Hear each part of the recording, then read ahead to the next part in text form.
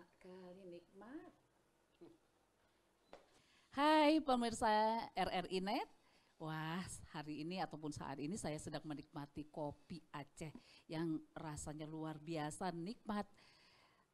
Kalau berbicara mengenai kopi ataupun menikmati kopi, ini kita tidak bisa bicara yang tidak gitu ya. Tapi tentunya kopi itu punya rasa yang luar biasa dan bisa membawa kita itu menjadi eh, menerawang atau juga menikmati suasana yang lebih indah. Ya, kita ketahui pemirsa, kopi itu adalah minuman ajaib, setidaknya bagi lidah orang Aceh. Nah, kalau dulu ya itu kita hanya bisa menikmati kopi hitam. Kita hanya tahu kopi hitam. Tapi campurannya hanya gula dan susu. Tapi saat ini kita bisa menikmati kopi itu dengan bermacam cara, dengan campuran yang berbagai. Dan kali ini pemirsa, kita akan bicara mengenai kopi dari budaya-budaya yang berkembang, budaya ngopi masyarakat Aceh dari masa ke masa. Nah, ini Anggi sedang menunggu dua orang teman ya yang bisa diajak ngobrol mengenai kopi ini. Baik pemirsa, saya sudah bersama dua orang narasumber yang akan diajak berbincang nih di pertemuan kita hari ini mengenai kopi dan budaya ngopi masyarakat Aceh. Pak Abu, Profesor Abu. Siap. Iya. Ya, siap. Terima kasih. Assalamualaikum warahmatullahi wabarakatuh. Waalaikumsalam warahmatullahi wabarakatuh. Alhamdulillah Ya. sehat ya Pak ya. Pak Alhamdulillah. Prof, ya usia boleh bertambah, Ya. tapi awet harus muda, ngopi harus tetap. Ya, nggak tahu juga nih awet muda ya karena ngopi atau apa ya. Nanti kita ajak berbincang. Dan ada Bang Danurvan, apa kabar Bang? Assalamualaikum Bang. Waalaikumsalam. Iya, Bang Danurvan ini pemilik Loser Coffee yang akrab dipanggil Bang Gem ya. Iya benar. Oke, jadi inilah dua orang bapak-bapak yang Anggi ajak berbincang untuk kali ini ya. Nah ini bicara mengenai kopi, kalau bicara mengenai kopi ini selalu ada hal yang menarik yang perlu kita bicarakan. Saat ini kalau kita lihat warung kopi, kafe ataupun warung-warung kopi biasa di Aceh, bukan hanya di Banda Aceh, di seluruh Aceh ini hampir setiap kita melangkah ada ya Pak ya. Ya, ya. Dan Ya. ini luar biasa sekali Ya. Pak. Sebenarnya sejak kapan Pak ini kopi ini ataupun Aceh itu kenal kopi gitu Pak? Saya dulu? Pak Iya Gem? boleh Ya. Pak Prof dulu. Baik, saya kira ya makasih Mbak Agi ya. Pemirsa pendengar radio RRI Net. Iya. RRI Net. Sejak kapan Aceh itu ngopi? Ya. Kopi dikenal di Aceh itu jauh sebelum Belanda ada. Sebelum Belanda ada datang ke Aceh. Oke. Kalau di Gayo misalnya Bu Anggi itu dikenal dengan kewe. Kewe. Kewe itu adalah kopi. Itu adalah sejarah kopi dan itu di abad 14.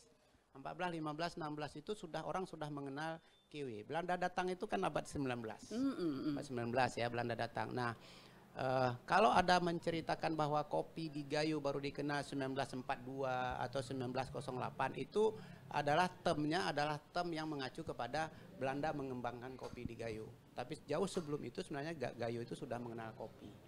Nah, lalu ketika orang Gayo sudah mengenal kopi, katakanlah di abad 15 atau 16 itu, apakah mereka ngopi? Iya. Lalu kalau nggak mereka nggak ngopi, kemana dibawa kopinya gitu Iya, kan? iya. Kan belum ada perdagangan pada saat itu. Nah, jadi kalau kira-kira kapan orang Aceh itu mulai ngopi? Nah, saya kira si abad-abad 16 atau 15. Abad 16 itu Abad tahun 1800 sekian. 1000 ya abad 16 1500-an. 1500-an ya. Berarti sudah lama sekali Sudah lama ya. sekali gitu ya. Nah, nanti ada perbedaan memang antara kopi orang di Gayo dengan orang di Aceh Pesisir. Bahwa Aceh Pesisir itu orang ngopi adalah yang kita kenal dengan kopi saring sekarang. Sebenarnya dulu kopi itu hampir semua robusta. Dulu Jadi, ya. dulunya ya kopi robusta. Itu yang sekarang kita kalau menikmati kopi-kopi tradisional, kopi saring Aceh itu adalah kopinya robusta. Oke. Nah, kalau yang sekarang yang nih Pak Gem ini ya, Pak Gem. ini kan hampir 100% barangkali Arabica. Arabica, iya. Nah, itu yang kopi Gayo. Iya. Nah, kalau di Gayo dinikmati kopi Arabica itu adalah kopi tubruk yang halus dimasuk dalam gelas, Hanya cocok direndam. air panas gitu ya. Nah, itu namanya kopi tubruk itu ya. Kalau di Aceh kan tidak ada bubuknya itu. Iya, Kopinya disaring. karena kopi saring. Nah, Penyajiannya dengan disaring ya atau Ya. mengolahnya disaring ya yang Pak ya? ngolahnya disaring. Ya, Iya. secara seperti itu. Ngomong-ngomongin kopi, ini baru Anggi yang mesan. Bapak, Pak Prof, Pak Gem, mau pesan apa nih kopi? Iya, ngopi dulu nih, mau pesan apa kita? Ya, Apa yang aja namanya kopi yang ngopi, terbaik? yang namanya ngopi itu tidak boleh pakai gula. Waduh, jadi ini gimana nih? Kalau namanya minum kopi jangan pakai gula mah. Kalau namanya pakai gula itu namanya minum kopi dan air gula. Ya. Kalau minum kopi Apalagi air tambah gula. susu ya. Apalagi tambah susu. Ya. Jadi Pak Prof mau pesan apa? Kopi tanpa gula. Kopi tanpa gula, Arabica ya? Boleh. Bang Ya, Gem? Arabica ya. Boleh. Ya. Kopi tanpa gula. Anggi udah lengkap ini, ada gula, ada susu, ada tambah es lagi. Nah ini kalau melihat ini ke Bang Gem dulu ini ya, ini kalau ini rasanya nih sudah ada bermacam-macam, kalau hanya kopi pahit, Pak Prof memesan kopi pahit yang gak ada gula.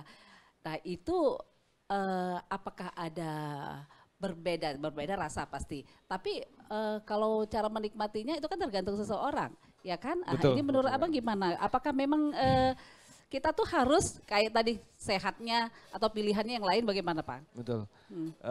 Kalau dari pandangan saya sebagai kaper, ini dari pandangan kaper dulu, belum Iya. ke bisnisnya. Jadi Iya. sebenarnya untuk mendapatkan karakter di sebuah kopi itu harus dengan pure kopi tanpa Pure gula. kopi, Dengan metode-metode yang sudah ditetapkan, Iya. gitu. Itu baru yang namanya ngopi. Belum, itu Belum. masih Oh, mencari belum. karakter kopi. Oh, Karena di iya, iya. Gayo itu, Iya. kami yang fokusnya di Arabica itu seluruh cita rasa kopi dunia ada di Gayo sebenarnya. Kalau bisa dibilang. Misalkan di daerah daerah Laut Tawar bisa disamakan dengan kopi-kopi seperti Brazil misalnya Pak. Atau di daerah-daerah Bukit, Bergendal itu bisa disamakan dengan kopi-kopi yang lain yang ada di dunia gitu. Nah, ketika berbicara boleh nggak ngopi pakai gula atau enggak? Iya silakan aja kalau saya. Itu selera. Cuman Itu rasa selera. kopinya udah berbeda pasti ya. Pasti karakter kopi akan hilang. Cuman kadang kentara dengan pahitnya aja Iya, kadang-kadang kan. iya. Tapi kita ngelihatnya ini secara bisnis. Nah, kembali lagi kalau dilihatnya secara bisnis. Nah, kadang-kadang anak-anak zaman kami nih orang-orang yang seumuran saya atau di bawah saya sedikit yang kaum-kaum Z, kaum-kaum milenial gini, itu kadang-kadang mereka suka kopi-kopi susuan, Pak. Kopi susuan. Kopi Tuh. campur susu. Terus terang saya juga pembisnis, saya tidak menampilkan hal itu. Kadang-kadang begitu saya bilang, kopinya nggak boleh pakai gula, kita nggak boleh ini Pak kan, nggak boleh idealis juga. Kadang-kadang namanya bisnis gitu. Iya. Tapi ketika orang, Bang, saya mau mencari karakter kopi yang seperti ini, baru kita bilang metodenya, oh harus dengan cara ini. Iya. Terus kopinya tidak bisa dicampur dengan apapun gitu. Jadi kalau dulu pengolahan kopi itu seperti apa? Apa hanya dengan disaring atau seperti apa? Awal mula kami memperkenalkan Arabica di Banda Aceh itu tahun 2008. Di Banda Aceh. Tahun 2008 kita jualan dulu di Lingke, di Rumah Aceh Lingke. Itu kita coba perlahan-lahan. Itu dengan berbagai kontra pro dan kontra ya, dalam artian secara bisnisnya itu kopi Arabica itu kami hargain per gelas itu 25.000. Dulu ya? Zaman NGO masih ada saat itu. Dan mereka bilang itu murah. Masih murah menurut mereka karena kan mereka masih bayar kadang pakai euro, pakai dolar seperti itu. Jadi pro kontranya itu di sini pandangan kopi yang kopi tradisional, kopi robusta yang disaring itu masih harga 3.000 4.000. Jadi memang sedangkan kopi Gayo Arabica itu espressonya 15.000. Kopi yang double shoot, americano atau long black segala macam itu 25.000 kami jual dulu. Gitu. Jadi kalau kita lihat dari masa ke masa Pak, dulu kan kita nggak kenal tuh dengan kopi yang macam-macam itu. Pengolahannya itu kalau orang mengatakan bahwa kopi Aceh itu kopi saring. Ya, Bu Anggi, bedakan nanti dengan pengolahan itu. Kalau dipahami pengolahan, kopi itu ada, kalau sekarang di Aceh itu ada pengolahan kopi dry processing. Dry processing, ada wet processing. Nah, kalau dry processing itu secara umum kopi robusta. Mana sih yang dry processing itu adalah kopi robusta yang merah dipetik dari batangnya, lalu dijemur. Dijemur dengan buah-buah merah itu dijemur di matahari, mungkin seminggu gitu ya, sehingga dia terkelupas. Kisut, kisut, sehingga dia bunyi bijinya dalam. Nah itu yang baru ditumbuk, baru ditumbuk, kemudian kita mendapatkan green bean biji.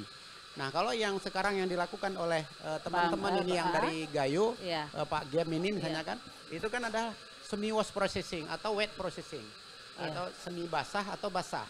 Nah itu petik buah dari batang kopi Arabica itu, lalu di pulver, buang cerinya, merahnya buang, lalu difermentasi 1 malam, di peram ya, besok pagi dicuci, dicuci itu namanya gabah, dijemur sampai 2-3 hari, nah kemudian baru di pulver kembali kulit tanduknya itu, sehingga dapatlah dia green bean, biji merah yang orang Gayo sebut dengan labu ya, kopi labu.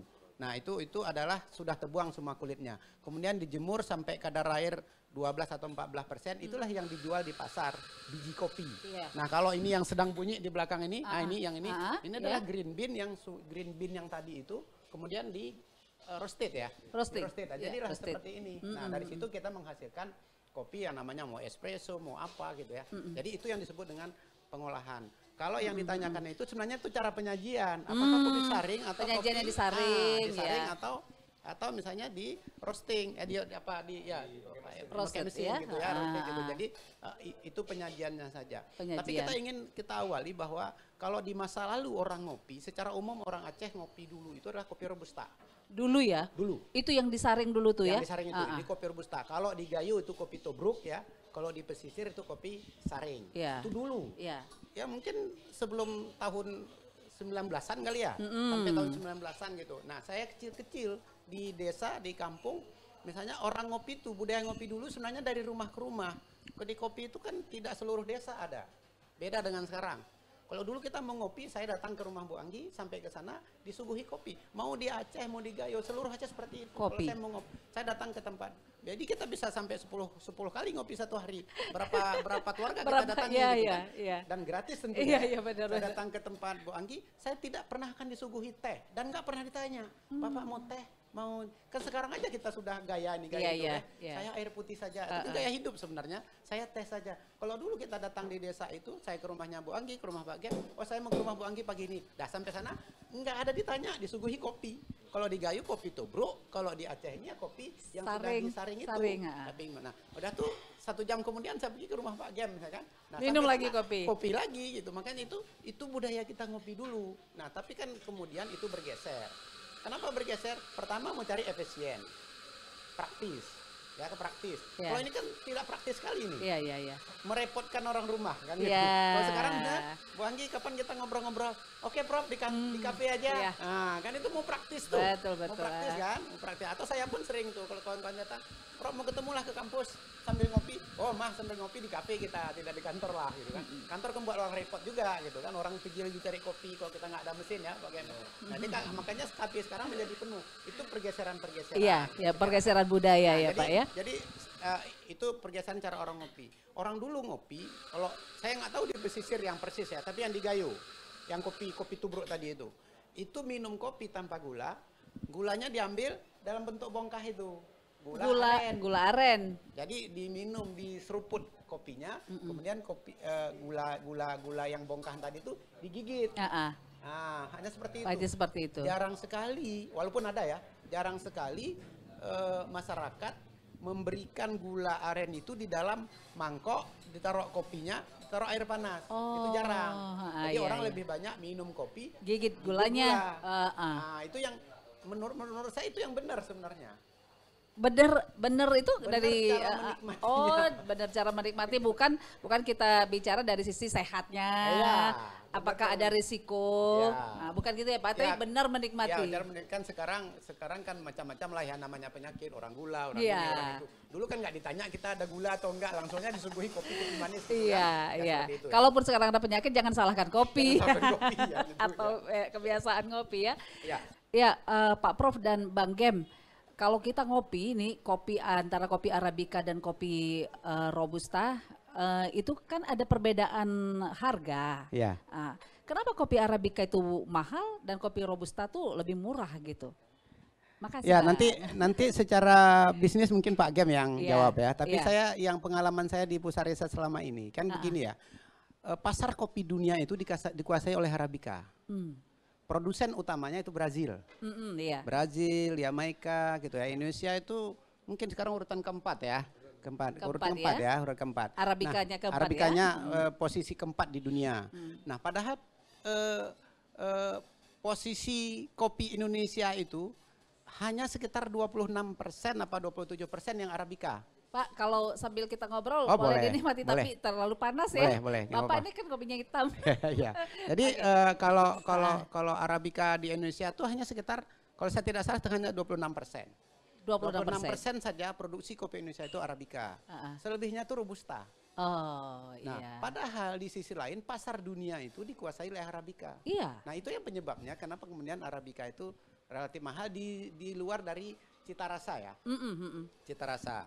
Nah, satu. Yang kedua, bahwa kopi Arabica Gayo ya, kopi Arabica Aceh, notabene Gayo gitu Iya, kan. iya. Itu kan kopi yang, bukan karena saya risetnya di kopi ya, itu adalah kopi terbaik dunia saat ini. Bahkan di beberapa panelis ya, Pak Gem ya, itu kopi Gayo itu ada paritas tertentu bisa menguasai cita rasa dunia dia. Maka disebutlah kopi Gayo itu specialty. Nah, orang tanya apa sih specialty itu? Apa kopi lain tidak specialty? Nah, itu kerjaannya Pak Gem dulu cita rasa ya, jadi tes cover. Nah, kalau nilainya itu 8 lebih ya, 8 lebih, tidak ada nilai 6. Rata-ratanya 8, kan ada variabelnya banyak, indikatornya ada 10 dia. Kalau nilainya indikator itu 8 atau lebih, tapi tidak punya nilai 6, nah itu dia adalah kopi specialty. Hampir semua spot di Gayo itu, kalau kita ambil sampel, yang mungkin pengalaman orang inilah ya, itu hampir semua tuh nilainya 8 tuh. Di atas 7 semua. 7 ya. Nah, itu dia, di atas 7. Nah, itu yang disebut dengan kopi specialty itu. Ya. Nah, itu belum tentu kopi di Brazil yang produsen Arabica terbesar di dunia yang dapat seperti itu gitu. Maka kopi Aceh itu kopi Arabica Gayo itu dikenal di dunia itu. Nah, persoalannya sehingga dia mahal. Mahal ya. Mahal buat kita, buat orang enggak mahal kok. Kalau kita makanya kita ekspor kan? Ekspor mahal buat kita, buat orang enggak mahal. Nah, di Tadi sini dia. tadi gimana? Nah, sedangkan kita banyak nih pohon kopinya banyak, tapi mahal buat kita, buat orang nggak mahal. Buat orang enggak mahal. Kenapa tadi? Tadi itu kopi saringnya 5.000, mereka jual 25.000. Iya. Masih ada juga yang konsumennya kan? Masih. Nah, terutama dulu ketika kita Aceh sedang rehab rekon ya, sedang rehab rekon. Artinya tidak mahal di mereka, mahalnya di kita. Gitu. Iya. Baik, Bang Gem kita silakan dulu dinikmati. Makasih. Kalau Pak Prof tadi sudah menyampaikan bahwa alasan kenapa mahal, menurut Bang Gem bagaimana nih? Kenapa Arabica itu mahal? Sama sih sebenarnya satu persepsi dengan Pak Prof, bahwasanya itu karena permintaan di dunia ya. Karena mengapa kopi Gayo itu lebih mahal ketimbang kopi Robusta. Habis itu karena proses juga Kak Anggi. Jadi proses kopi Arabica ini betul-betul diproses sesuai permintaan pasar. Ketika Pak Prof bilang itu kopi Robusta cenderung, kalau kami mengatakan itu prosesnya proses natural yang langsung dijemur. Yang langsung dijemur itu dengan biji ceri yang kemudian dia akan berubah sedikit demi sedikit kerucut seperti biji kismis nantinya. Kebanyakan kalau di Arabica dibuat seperti itu untuk proses kopi-kopi kekinian sekarang. Itu seperti kopi proses natural wine misalnya. Itu untuk diekspor. Diekspor juga sekarang. Ya? Sekarang permintaan. Itu selepas kopi luwak. Itu dulu yang lagi booming kopi luwak. Kopi luwak permintaan. Ketika kopi luwaknya turun permintaan turun, naik kopi gajah. Kopi yang diolah dengan kopi gajah di Thailand itu, kemudian turun lagi, masuk kopi wine dari Aceh lagi, dari Aceh lagi natural wine. Sebenarnya itu proses punya lama, prosesnya lama, tapi dengan ciri khas. Kami di Kaping dulu, kami bilang itu proses itu tidak sesuai spek karena itu bisa membawa penyakit sebenarnya. Tapi karena tren terus kemudian kita coba dengan proses yang betul. Pencucian yang betul sesuai dengan ajaran kita di Islam, kemudian proses yang betul, tidak ada terkontaminasi apapun dan layak dijual dan ternyata mempunyai nilai jual yang lebih mahal. Misalnya kopi Arabica yang sekilonya 150.000 green bean Di Kopi One itu 300 ribuan seperti itu, bisa 2 kali lipat. Iya. Begitu. Itu jadi perkembangan ngopi ini juga sudah semakin membudaya ya. benar. Kalau dulu Anggi ingat waktu kecil-kecil itu Anggi sering melihat itu ada tetangga yang dia punya sawah.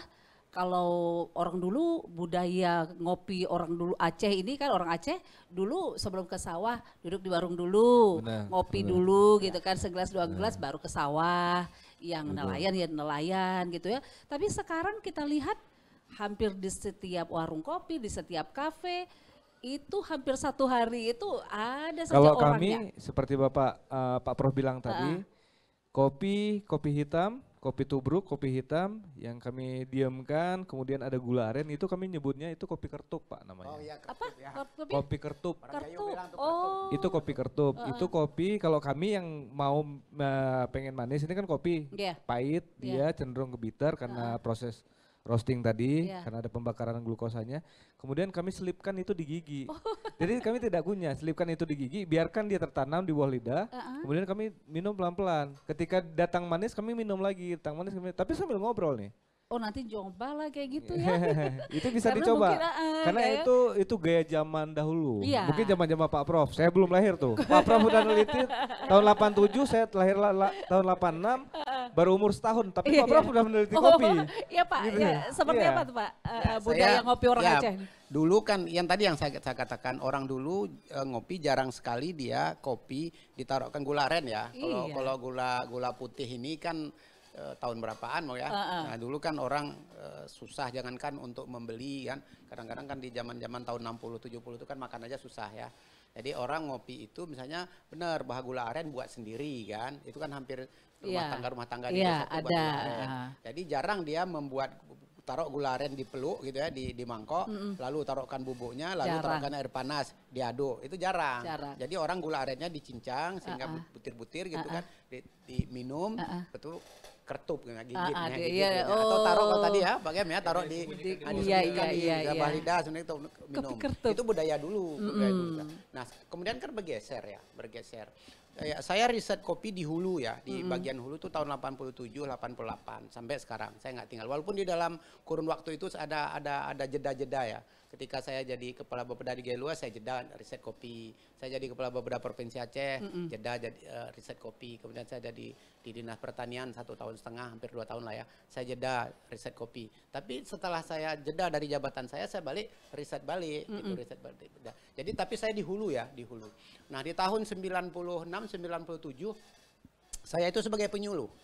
Nyuluh di Takengon sambil meneliti. Jadi saya riset S3 itu tahun 95, 96 sampai 99. Nah sambil saya melakukan riset, saya nyuluh ke petani-petani. Saya hanya menghimbau, tanamlah kopi ini suatu saat akan mahal, suatu saat akan ini akan. Nah suatu saat akan muncullah kopi di Aceh ini seperti kopi-kopi di Eropa gitu kan. Ternyata memang terbukti sekarang. Jepang, di Jerman, mereka akan muncul kopi seperti itu. Iya. Nah seperti apa Pak? Ini loh saya punya ini foto di Jepang, kopi-kopi di Jepang seperti ini. Kita tayang dulu pakai slide kita tayang. Nah lalu petani tanya ke saya, kapan itu Bang? Kapan itu Pak? Nah itu tuh saya lagi riset. Waduh jangan tanya ke saya kapannya itu saya nggak tahu. Tapi akan seperti itu. Akan seperti itu. Kapan kita nggak tahu. Nah kapan itu terjawab? Nah itu kan memang itu yang namanya hikmah dari berbagai cobaan gitu kan. Aceh ketimpa tsunami. Kapan KP-nya Pak Gem ini muncul? Beliau bilang tadi 2008. Pasca tsunami. Iya. Tapi KP pertama yang gayanya Pak Gem ini kan munculnya dulu yang namanya Bergendal KP. Di Takengon. Di Takengon. Di Tritit. Itulah KP yang pertama sekali KP modern. Di Bandar Meriah. Namanya Bergendal. Bergendal itu sebenarnya paritas kopi. Itu KP yang modelnya gaya gade ini ya. Perlu juga ini di sejarahnya tahu gitu. Kapan pertama gaya gade ini gaya muncul begini nih? gitu gaya ya. Begini ini kapan muncul? Kalau saya tidak salah 2005. Betul. 2005 itu di mana itu? Itulah di Tritit, simpang Tritit. Jadi kalau Bapak ke Takengon lewat simpang Tritit itu ada Bergendal kopi sebelah kiri. Persis seperti ini penyajiannya. Tapi si anu itu apa namanya itu barista itu ya. Saya tahu dulu saya tanya sama dia Belanda sekolahnya itu. Oh, ngambil sekolah Belanda. Kursus sekolah barista. Kursus barista. Nah, 2005. Muncullah mulai kafe-kafe model seperti itu 2006, 2007 ya. Nah, sehingga muncullah di 2007-2008 itu sekolah barista di Takengon. Di tempat lain belum ada. Justru di Takengon lebih awal ya. Nah sekarang di Jakarta banyak sekolah barista itu. Iya. Nah barista ini masih ini yang ngaduk tadi itu, ini masih culik ini tutup Pak Ihsan. menjadi ini gitu kan. Nah yang, di situ kuncinya yang kan. menyajikan kopi tadi itu Bang Ihsan nih, yang menyajikan. Ya ini yang tukang racik nih, Iya. yang racik ini. Jadi Pak, kalau perkembangan tadi budaya ngopi ya, dulu yang memang hanya mau ke sawah, ngopi hitam dulu baru berkegiatan. Kalau di Banda Aceh Pak, itu perubahan perkembangan itu tahun berapa? Bapak bisa menceritakan? Kalau yang tradisional saya kira dari tahun 80-an ya. Saya hadir di Aceh itu tahun 77. 77. Saya itu lihat masih tahun seperti 80-an. seperti Tapi itu. masih tradisional ya. Alanya solong lah. Iya, ya, solong ya. Iya. Solong misalnya ada yang sepantaran-sepantaran itu. Atau kalau sekarang jakir ya. Jakir kopi itu kan sebenarnya kopi kafe itu masih satu-satu masih tradisional. bapak-bapak itu ya? Ya, masih bapak-bapak. Nah, solong, ayah solong itu ya. Solong itu. Iya, ayah Nah, solong. kalau yang punyanya teman-teman seperti Bang Gem ini ya, itu kan yang mentereng sekarang. Jadi perubahan itu dari yang dulu warung kopinya bapak-bapak, berubah sekarang ada perempuan atau ibu-ibu, cewek-cewek di situ, itu sesudah tsunami. Ya, sesudah tsunami baru orang masuk. Ya mungkin sebelum tsunami itu ada 1-2 ya, ibu-ibu, tapi jarang gitu. Yang banyak itu ibu-ibu itu pasca tsunami. Munculnya kafe-kafe modern. Tapi kita tanggapi ini positif lah ya. Ini kan sebagai sebuah UMKM. Tapi dengan hadirnya mereka nih membuat kami di hulu, saya ini kan orang hulu ini. Ya, saya di on farmnya. Kalau beliaunya kan di off farm nih, di hilir dia mengolah. Nah hadirnya mereka ini kafe seperti ini membuat kami di hulu kan berinovasi juga. Bagaimana menyediakan bahan baku. Jangan-jangan kafe ini sudah banyak ini, tapi sebenarnya kami nggak mampu menyediakan bahan baku. Itu kan masalah juga. Oke. Jadi dipersiapkan juga bahan baku. Bahan baku kita mendorong petani, meningkatkan produksi. Mengikuti arus Pak ya. Jadi ada banyak permintaan, bahan baku juga harus tersedia ya. Nah satu tuh. Yang kedua sebenarnya pergeseran konsumen ya. Pergeseran konsumen. Tadi kan dulu kan bapak-bapak orang tua ya. Nah itu kebutuhan dia, kebutuhan ngopi itu. Kalau kita bilang penikmat, iyalah penikmat. Apa inspirasi gitu? Katanya belum ngopi, belum muncul inspirasi. Benar Bang Gem. Bang Gem ini kan sebagai pengusaha. Ya kan? Coba Bang Tapi Gem. sebenarnya sekarang ini kan muncul pengopi baru ya, pengopi baru. Siapa sih ini? Ya, yang sekarang anak muda sekarang. Ya kayak Anggi gini lah jadi variasinya ya kan? Ya variasinya sekarang kan nggak tahu nanti kita tanya Bang Gem berapa variasi ada tempat dia. Tapi saya tahu tuh di kopi itu paling tidak kalau di Takengon kita masuk kafe-kafe itu dia punya 20 produk turunan, 20 ini, 20 ini. Nah, kita syukurlah dulu ada inovasi teman-teman melahirkan misalnya sanger. Sanger ya. Apa sih sanger itu bedanya dengan kopi susu? Kan sama sebenarnya ini. Apa bedanya dengan kopi latte? Latte punyanya Prancis ya. Latte kan punya Prancis namanya itu. aja gitu namanya aja latte. Tapi sebenarnya kan kopi susu juga. Atau kopi susu seperti Mbak Agi nih. Ini sanger nih. Atau sangernya orang Aceh. Nah kalau saya katakan bahwa bedanya itu sanger itu sedikit susunya, banyak kopinya. Jadi minum kopi ada rasa susu. Tapi kalau Mbak Agi pergi ke apa tuh yang di Jakarta tuh yang mentereng apa tuh? Starbucks ya. Pergi Starbucks itu minum lagi. Susu sedikit kopi. Coba minum susu di Starbucks berapa harganya? 75.000. Susunya kopinya seutil begini, susunya yang sebanyak gini gitu. Kenapa? Susu tuh murah mah. Dibanding kopi kan susu lebih murah. Nah, kalau kita sanger di Aceh minum sanger itu banyak kopinya, sedikit susunya. Minum kopi rasanya susu. Nah, kalau ke Starbucks tadi minum susu rasanya kopi. Ya, itu dia kan. Ya benar ya? Benar. Maka di Aceh carilah yang itu. Makanya orang suka, aduh saya kalau pergi ke Aceh tuh nggak bisa melupakan kopi. Itu sanger pasti itu. Sanger dia, bukan kopi yang seperti yang saya minta tadi ya, Mas ya. Yang saya minta tadi. Itu belum kita cerita kenapa sebutnya sanger ya, saling ngerti ya kan itu. Orang itu ngerti lah. Bang Gem, kalau ya itu tadi Bang Gem memulai usaha itu memang dari tahun 2008 itu artinya cewek-cewek juga udah di warung kopi atau belum? Kapan lagi perubahannya tuh? Saat itu belum. Tapi untuk orang yang dari luar negeri itu memang ada yang bule-bule itu yang wanitanya. Justru bulenya lebih duluan ngopi. Kemudian dibawa orang domestik juga, maksudnya bukan orang lokal, tapi orang-orang yang kerja di sini dulu sebagai yang kerja untuk NGO-nya yang mereka perempuan dan duduk di warung kopi.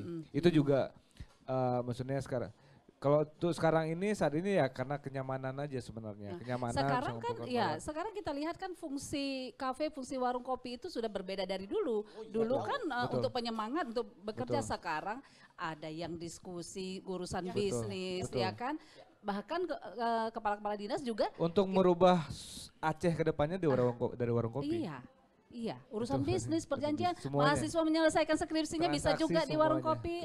Itu Bang Kem juga menyaksikan hal itu kan? Dari awal kita bergerak di situ melihat alur politik, pembisnis, tata kota, segala macam. Makanya kami bilang kalau untuk ingin merubah Aceh itu dari warung kopi, bukan dari kantor lagi. Gitu.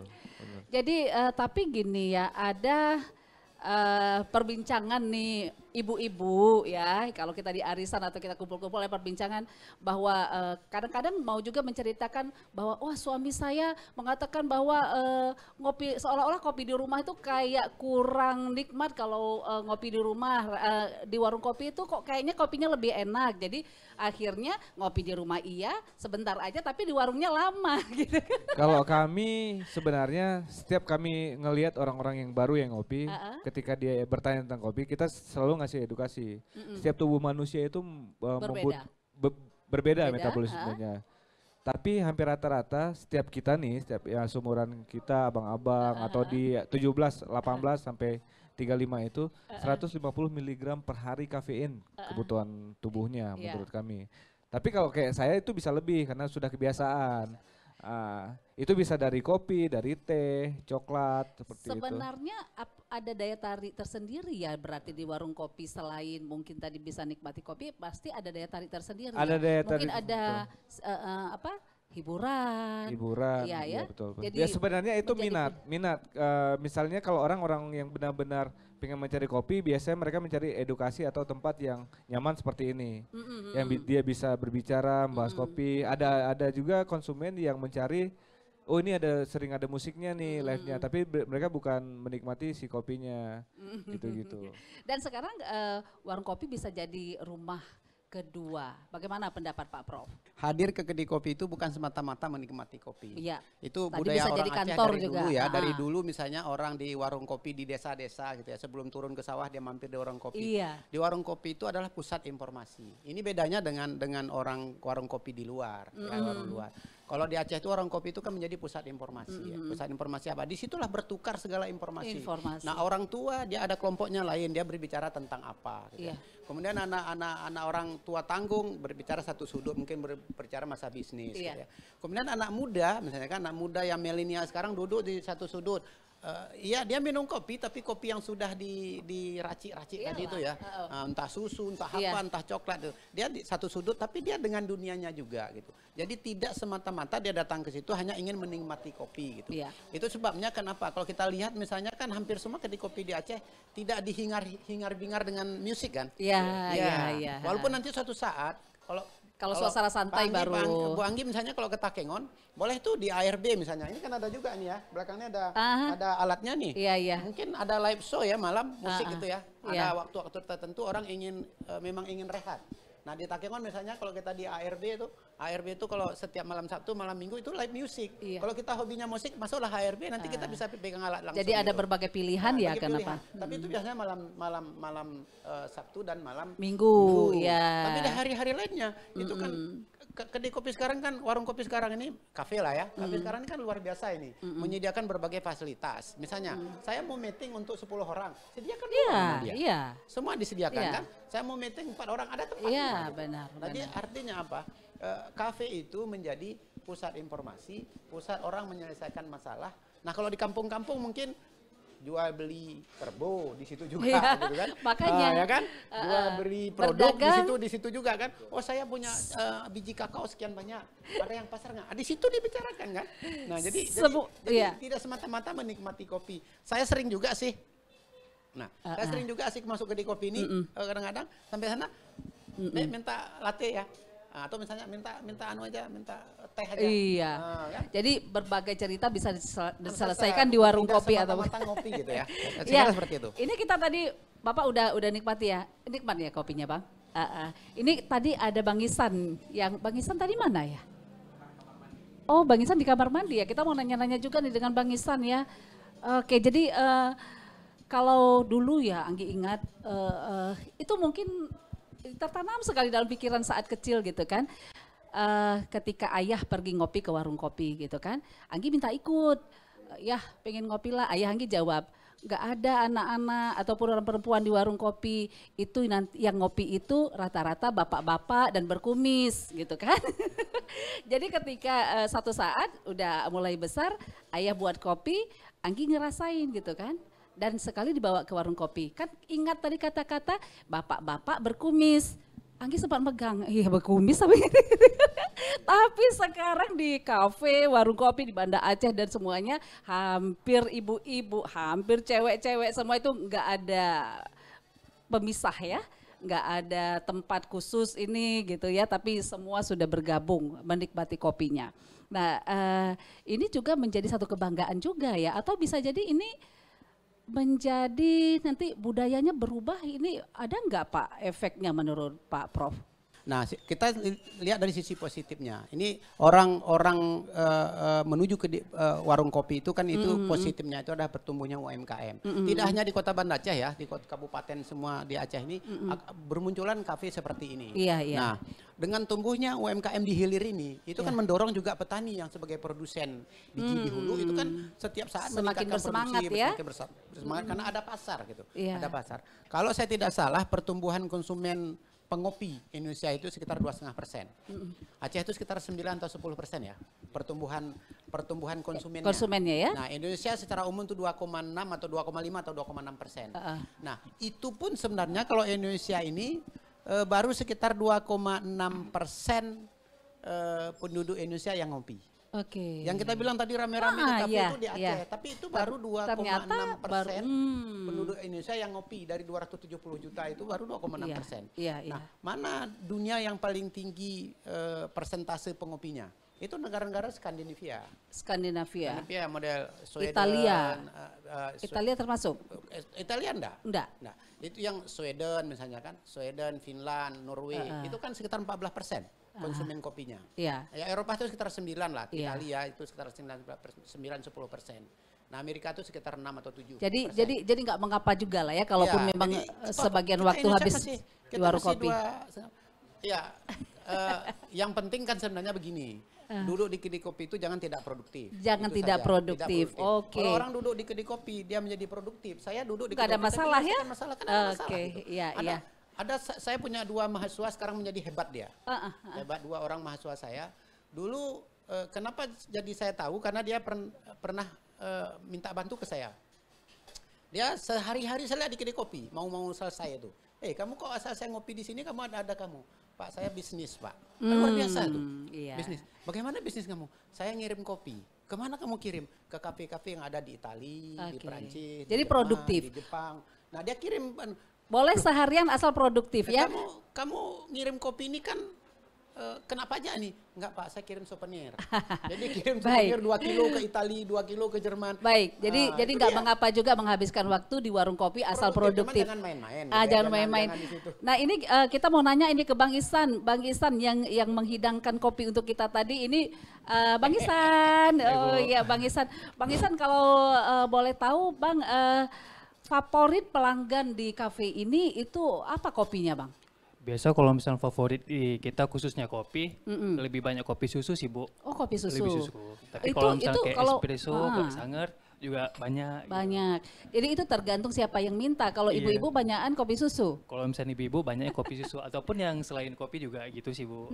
Iya. Kalau boleh tahu Bang, ini kan ada juga yang duduk berlama-lama. Biasanya berapa lama itu kalau pelanggan duduk di warung kopi? Kalau di kita sih kok dibilang lama juga nggak terlalu ya Bu. Karena kalau misalnya alhamdulillah kalau misalnya kecuali mungkin yang pakai ruangan karena kebetulan kita ada kadang-kadang meeting room gitu ya. Tapi kalau memang hanya minum biasa nggak juga berjam-jam ya Bang ya? Palingan 1 atau 2 jam. 1 atau 2 jam selesai mungkin pulang ya. Nah itu biasanya dari kalau kalangan mana yang banyak datang gitu Pak? Kebetulan kalau dari kafe kita itu kalangan lebih kalangan kantoran sih Bu. Kantoran ya. Kalau di perkiraan umur pun di atas 30 kayak gitu. Jadi kalau mahasiswa? mahasiswa kebetulan kok kita mungkin bisa dibilang 10 atau 15%. Iya, itu biasanya mahasiswa juga menyelesaikan tugas gitu. Iya. Baik, makasih Bang Ihsan. Betul. Nah, itu tadi Pak Prof sudah mengatakan bahwa boleh berlama-lama asal produktif. Kalau kita tanya tadi dari Bang Ihsan, enggak juga terlalu lama selesai urusan pulang ya. Nah, menurut Bang Gem seperti apa ini budaya ini? Kalau yang berlama-lama di warung kopi itu bisa merubah ini enggak ya kreativitas ataupun produktivitas gitu? Saya malah curiga orang lama-lama di warung kopi. Mbak, maksudnya bisa seperti Ada ini. apa? Kadang-kadang mereka, karena ada teman saya nih yang biasa di warung kopi, dia hampir setiap hari Pak. Dari pagi kadang pulang siang, kadang dia sampai sore. Tuh. Ternyata dia mengerjakan desain, tapi sambil ngopi. Desain apa itu? Maksudnya desain dia jual kayak semacam font. Font tulisan. Jadi di Envato ada namanya Envato. Dia buat desain-desain itu. Tuh.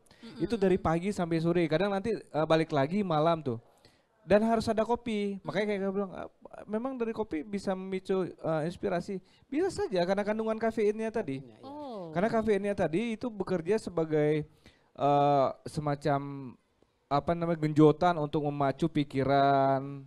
Tapi ini ada posisi negatifnya juga ketika dibandingin dengan rokok. Kebiasaan tuh orang-orang Aceh gitu. Ada yang bilang susah tidur. Nah, itu juga jadi masalah. Itu jadi pro kontranya. Sebenarnya kafein itu baik buat tubuh ketika dikonsumsi di jam yang tepat. Misalnya di jam yang tepat. Di jam yang tepat. Dan dengan jumlah yang tepat. Jumlah yang tepat. Satu gelas seperti saya, seperti Bapak, itu sebenarnya sama. Itu 80 sampai 100 mg. Sementara tubuh manusia perlunya 150 sampai 200. Oh iya, masih di bawah ya? Masih boleh satu gelas lagi. Jadi kalau kita nih sudah nelitian, itu bagusnya jam ngopi itu di jam 9 sampai jam 10 pagi. Dari jam 9 sampai jam 10 pagi. Kemudian jam 4 sampai jam 5. Kenapa seperti itu? Hampir rata-rata pekerja kantoran itu atau hampir rata-rata kafein itu bekerja itu 3 sampai 4 jam selepas minum. Kebanyakan kita menyalahkan si kopi nih. Kita ngopi jam 10 malam. Kafein itu baru bekerja 2-3 jam, 4 jam, Pak. Ketika kafein itu bekerja kafein itu di jam 1. Kita ngopi di jam 10 nih. Jam 10, jam 11, 12, 13, 3 jam. Di jam 1 kafein bekerja. Kita nyanyi kopi, ini gara-gara kopi nih gak bisa tidur. Segala macam. Sementara kopi itu ada kandungan baiknya. Ketika kita ingin pergi kantor, ngopi di jam 9, itu bekerjanya itu di jam 12. Jadi kebanyakan orang di jam-jam siang itu kan ngantuk, Pak. Orang-orang yang bekerja itu. Makanya dia menggenjot di jam-jam itu. Bukan waktu dia ngantuk, dia ngopi, enggak. Enggak akan berefektif juga. Enggak gitu juga. Enggak gitu juga. Itu memaksa karena ketika tubuh yang harusnya istirahat dipaksa dengan kopi itu bisa menjadi penyakit ya? Penyakit. Iya. Karena bentrok dia.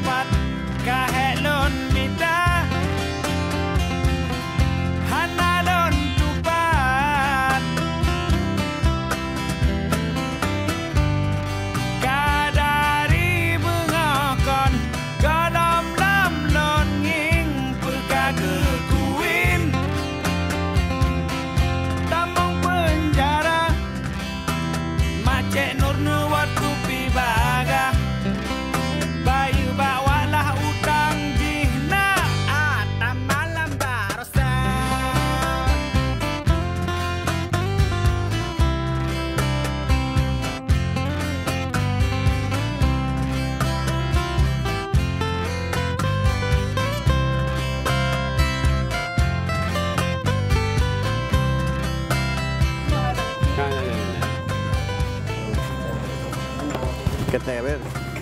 Jauh, wala. Ya. Apa tu? Senang jalan.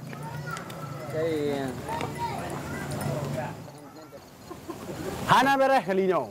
Proposal tanya tidak saja. Saya hana tua ke kamu, hana masalah bagi si. Telak bacut, je tak sabar tanya. Bajan lom tuan tua ke wadon.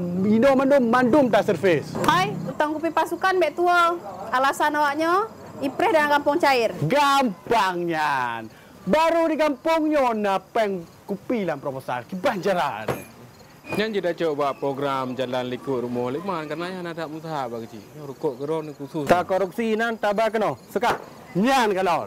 Lun pertama mendum hak anak muda. Nan. Anjir melangau. Tinggal tanda tangan. Lun kata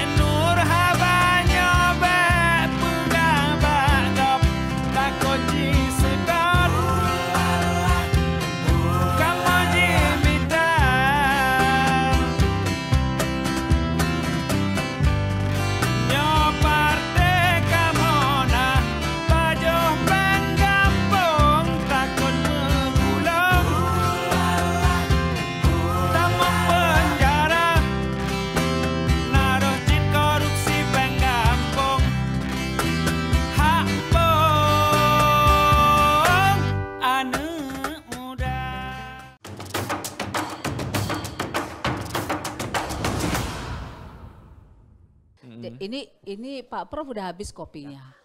Sama, Pak Prof, boleh tahu lah kalau dalam satu hari Bapak bisa menghabiskan berapa gelas? Saya nggak banyak, nggak banyak. Saya nggak banyak. Paling saya ngopi itu 2 kali. 2 kali. Pagi saya ngopi. Nah biasanya espresso kan, ya? Espresso. Saya ngopi. Saya jarang ngopi yang lain. Oke. Kalau kemana-mana kalau saya ngopi paling 2 kali ya. Yeah. Bisa juga sehari. Sehari itu sekali. Satu aja. kali ya. Karena saya nggak ketagihan kopi ini. Iya, iya. Saya yang mending nggak ketagihan. Yeah, Jadi misalnya kalau ngopi tidak ngopi juga nggak apa-apa. Nah, di jam 9 atau jam 10 saya ngopi. Di jam kantor tuh biasa saya keluar ngopi gitu. Yeah. Tapi nanti sore kalau ada yang ngajak saya ngopi lagi. Nah, kalau misalnya udah sering kali diajak kopi, kita ngopi Prof. Saya minta teh nanti, nggak ngopi saya. Saya membatasi memang, untuk tidak ini.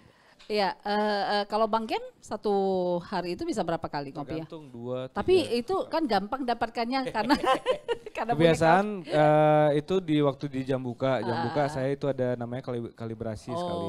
Jadi tes dulu sebelum dijual ke konsumen kita harus coba dulu. Iya. Dan dicoba tidak mungkin dibuang dan harus dihabisin kebiasaan. Jadi itu. Terus kita kembali ke inilah budaya ngopi yang memang sudah berubah ya dari dulu sehingga sekarang. Ya sekarang semakin rame orang ngopi dan penikmat kopi. Apakah gara-gara budaya ngopi ini tidak mempengaruhi produktivitas, Pak? Mungkin gini ya, ini kita secara gamblang aja berpikir. Kita melihat di warung kopi itu penuh aja, orang di warung kopi rata-rata itu bisa beberapa jam gitu. Ya akhirnya mungkin kan dia pekerjaan lain bisa tertinggal. Jangan-jangan ada juga kalau kita tadi bicara sudah begitu produktif, ada juga yang memang hanya ngopi aja jadi malas kerjanya. Jadi nanti budaya malas, nggak ditakutkan itu Pak? Ya bisa jadi ya, tapi berapa persen lah, berapa persen. Yeah. Tapi karena begini, karena saya lihat ini yang kopi ini saya kembali ke tatanan awalnya, bahwa kedai kopi itu dari dulu adalah pusat informasi. Pusat informasi, iya. Di situ dia orang, kalau misalnya termasuklah yang di kampung-kampung ya, di kampung-kampung itu tadi saya singgung orang jual sapi, orang jual kerbau, orang jual produk, semua dibicarakan di kedai kopi. Nggak ada secara khusus. Si Polan punya, nanti dari situ berkembang informasinya. Termasuk kita juga di sini menyelesaikan masalah. Banyak orang menyelesaikan masalah di situ. kita tidak menutup, tidak menafikan juga. Ada orang memang datang ke kedai kopi itu hanya sekedar ngopi. Berlama-lama bahkan dia gitu, duduk iya. sendiri aja. Iya. Nggak mau pun dengan orang lain ada kan. Dia ada. betul-betul hanya menikmati kopi. Iya, gitu. iya. Nah tapi yang rame yang dimaksud Pak Agi tadi yang rame-rame itu mungkin kan itu mendiskusikan sesuatu.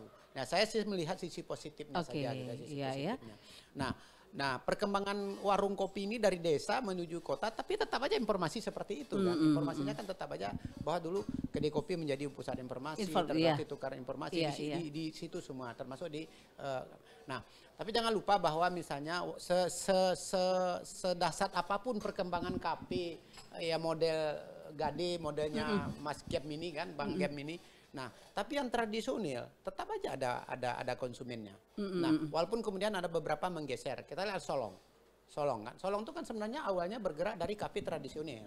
Iya. Ya kan? Sekarang sudah mengarah ke modern kan ya. Mulai dia menyediakan espresso iya, juga. Iya, lengkap sudah. Dia lengkap dia sudah. Kenapa? Karena kalau dia tidak dia ikut perkembangan itu, maka tertinggal lah. Tapi yang di kampung-kampung, yang di desa-desa itu tetap aja kan kafe tradisional. Iya, tetap bertahan. Tetap bertahan. Karena memang ada juga yang menyukai itu ya, pasar-pasarnya. Tetap ada ya semua. Jadi enggak perlu terlalu khawatir lah ya. Nah, saya hanya melihat positifnya bahwa kafe ini memunculkan banyak UMKM. Iya. Saya kira Banda Aceh ini kenapa Pemko Banda Aceh bisa maunya menyediakan membuat festival kopi gitu ya, festival kopi gitu. Kan berarti sesuatu gitu. Boleh juga sekali-kali kita cek nih ke Pemko Aceh Banda Aceh nih ya. Berapa sih pendapat PAD-nya dari warung kopi? Dari warung kopi. Warung kopi ini luar biasa. Banyak itu ya. Banyak, pajaknya banyak. Perlu kita cek ya Pak ya. Sekali berapa sih dia gitu kan. Ya saya kira seperti itu Mak. Iya, jadi kayaknya gini ya, kita harus bisa memanfaatkan budaya ngopi masyarakat Aceh ini untuk satu kemajuan ya Pak ya. Bukan malah mundur, tertinggal, kalau malas tadi erat kaitannya dengan kemiskinan gitu ya. Tapi bagaimana kita untuk memajukan ini, karena ada istilah revolusi di warung kopi ya Pak ya. Nah, bagaimana memanfaatkan ini ke Bang Gem dulu. Bagaimana kita memanfaatkan ini budaya ngopi masyarakat Aceh ini untuk satu kemajuan Bang, menurut Bang Gem? Memanfaatkan budaya ngopi ini untuk satu kemajuan. Kalau saya pikir sih sebenarnya harus ada semacam edukasi lah di situ ya. Edukasi ya. Edukasi bagaimana kalau kita duduk dengan kawan-kawan, ketika kawan-kawan lupa diri kadang-kadang ngopi, kasihkan main game juga kita coba untuk mengalihkan perhatian dia. Kalau ini dari kebanyakan sumuran-sumuran saya Pak seperti itu, Kanggi. Jadi kadang bermalas-malas ya. Bukan bermalas-malas, kadang-kadang dia duduk di warung kopi cuma khusus buat main game, itu ada, bukan nggak ada juga. Kadang budaya-budaya seperti itu, bukan budaya sih, itu kelakuan sebenarnya. Itu. Jadi sebenarnya bagaimana untuk kemajuan ini sebenarnya kalau saya tidak bisa, itu sebenarnya orang-orang seperti Pak Prof yang bisa menjelaskan. Kalau orang-orang seperti saya mungkin ketika saya bilang budaya ngopi untuk sebuah kemajuan secara bisnis, kemajuan peningkatan untuk menjadi semacam pendapatan mungkin iya. Tapi kalau untuk merubah budaya ini menjadi kemajuan Aceh ke depan, saya juga masih bingung nih, bisa atau tidaknya gitu seperti itu. Karena saya tidak bisa menjelaskan. Mudah-mudahan bisa. Ya, harusnya Pak Prof? bisa, harusnya bisa. Pak Prof? Ya, saya melihatnya sebenarnya tadi sudah disinggung dengan Pak Gem ini sebenarnya. Kalau kita ingin rubah Aceh ke depan, rubahlah dari kedai kopi. Rubahlah dari kedai kopi. Kenapa? Kan nggak bisa orang kita paksa untuk ikut gaya kita. Benar. Itu nggak bisa. Misalnya saya masuk ke dalam satu komunitas. Sudah terjadi komunitas itu seperti itu. Lalu saya paksakan ikut seperti saya. Sulit kan? Ya harusnya saya masuk ke situ. Bagaimana kemudian yang hal-hal yang negatifnya kita jelaskan untuk mengurangi, hal-hal positifnya kita dorong. Jadi hal positifnya kita dorong. Nah, oleh karena itu tadi saya katakan, silakan aja orang di kedai kopi, ya kan, paling tidak membangkitkan UMKM. Tapi yang paling penting dia jangan di situ dia tidak produktif. Iya, itu dia ya. Kan tadi tuh, saya contohkan tadi ada mahasiswa saya bisnisnya dari warung kopi. Tetap produktif. Dia memanfaatkan internet kok di sini. Dia berdagang sampai modalnya bahasa Inggris kan. Modalnya bahasa Inggris, dia jualan sampai kemana-mana, dia kirim. Nah sekarang dia menjadi hebat gitu. Nah itu maksud saya. Baik. Nah apakah ini bisa kita dorong untuk menjadi sebuah kemajuan? tergantung kita mendorong saja gitu. Nah, yang penting semua itu perlu edukasi, benar, harus diedukasi orang. Ngopi ini pun harus diedukasi. Misalnya saya, kalau kalian ke kedai kopi katanya mau menikmati kopi, tapi susunya separuh gelas, itu mah bukan ngopi namanya, minum susu. Minum susu. Kami tambah kopi dikit. Tapi kalau Anda minum kopi, minumlah kopi. Tidak pakai gula. Nah itu kan dia. Wah, ini menarik sekali itu yang menjadi sehat yang dimaksud Mas Gem tadi. 100 berapa tadi? 100 mg kafein sampai 200 itu yang dibutuh. Per tubuh manusia. Tidak boleh lebih dari dewasa, itu. Ya, umur dewasa. Kalau lebih sudah tidak baik ya. Itu dia maksudnya, itu kan kita ya, itu kan edukasi ya. Oke, silakan ngopi 2 gelas maksimal ya.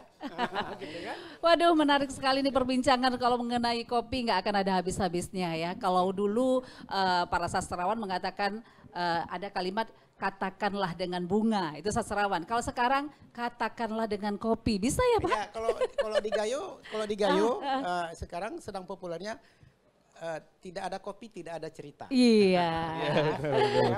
Betul. Itu anu tuh si Pikar. Ngopi sejuta cerita. Baik, pemirsa, menarik sekali tapi kami harus mengakhiri kebersamaan dan perbincangan kita ataupun obrolan kita kali ini ya. Tadi ada Bapak Profesor Dr. Insinyur Abu Bakar Karim MS. Terima kasih Pak ya. Untuk bincang-bincangnya banyak sekali ilmunya dan Bang Gem juga ya, terima kasih ya Bang Gem. Mungkin nanti banyak lagi yang harus kami korek lebih dalam lagi ya mengenai kopi ini ya. Baik pemirsa, demikian perbincangan ataupun obrolan kita kali ini. Pemirsa RRI Net, saya Anggi pamit dari ruang simak Anda dan sampai jumpa pada kesempatan mendatang.